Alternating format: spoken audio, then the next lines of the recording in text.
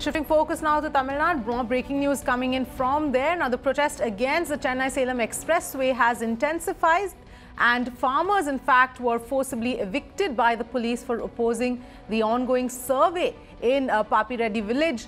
And some of the women, in fact, have been forcibly taken into custody. A similar situation also prevails in Tiruvannamalai and Krishnagiri. Those are the visuals there on your screens of the farmers protesting against the Chennai-Salem Expressway. Let's go across to Pramod, who's joining us for more. Pramod, this has been going on back and forth for quite some time now. There have been protests, and earlier as well we saw people who were detained for protesting. Take us through what's happening now.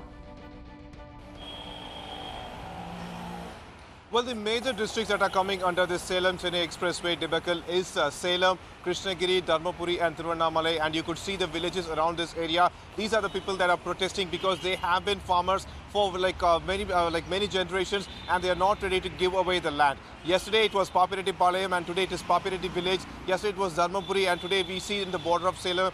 Once again the protest has started, and what's happening right now is that you could see in this particular protest alone, close to 30 women from that surrounding area, they claim that they cannot give away the land. The harsh part here is that the officers or the authorities who go along with police protection, they are not getting the permission of the farmers. They just enter the land and they are like marking it with this huge stone boulders for the particular Salem-Chennai 8-way lane. Now the farmers claim that even if they don't get permission to enter their land, how can they trust the government that they will provide ample compensation? That was the earlier communication. Right now the farmers claim that they are not interested to provide the land for any kind of 8-way lane because already so many lands has been given for various highways, and they don't want to do this, and that is why they protested. Today's protest went a big harsh because it was women who were participating in this particular protest, and police had to forcibly evict them from the land, and as you could see they were detained, and that's when the more ruckus occurred, and yet they were completely detained.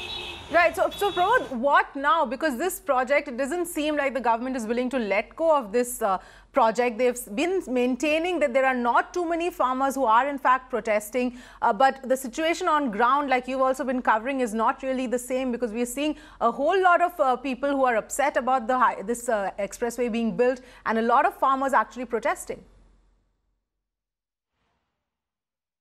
Absolutely. The thing is that every day the state government's version of the particular Salem-Chennai 8-way lane keep changing actually. For instance, when the Chief Minister brought this particular case in the Assembly, he first stated that only 1,900 hectares will be taken for this particular road. But right now, after the National Authorities Highways particular document came over, in that the data claims that 2,798 hectares will be taken for this particular Chennai-Salem 8-way lane. And right now, the latest version of the Chief Minister seems to be that he wants to lay this lane to protect the people's life, and that this particular lane is not his Tamil Nadu government's particular project, but it is a project of the center, and that way he is trying to pass the buck after he could see that a lot of protests is occurring against this project.